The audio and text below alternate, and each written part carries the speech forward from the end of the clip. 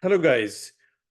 I was asked a question that why is it necessary to devitalize a tooth or intentionally devitalize a tooth if it has minimal coronal structure left, but the tooth is still vital before putting a restoration or a crown on it, or like full coverage restoration on it, and provided that it has minimal coronal structure left.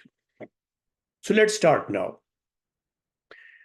So, say for instance, a tooth is traumatized and only minimal coronal tooth structure is left, and we need to give a long term solution for its restoration.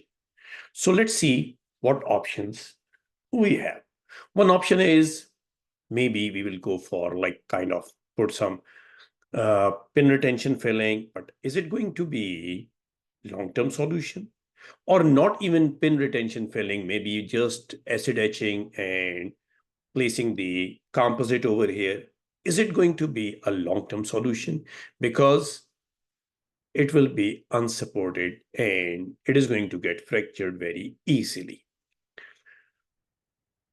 If the coronal structure is adequate, then the tooth can be prepared for the crown without any problem, and crown will be well retentive. But in case if inadequate coronal structure is left, then what we have to do? We have to place a post and then we have to build a core.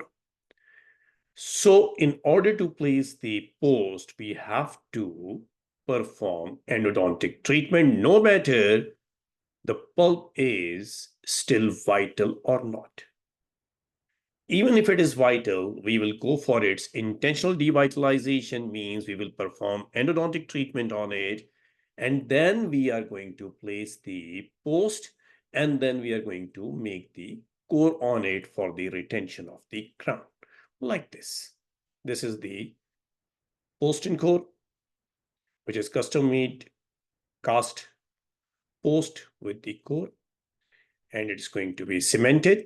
In case minimal coronal structure is left, then we will place the crown on it. After preparing it accordingly, we will take the impression, then we are going to place the crown on it.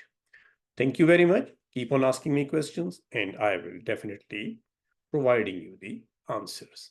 Thank you very much.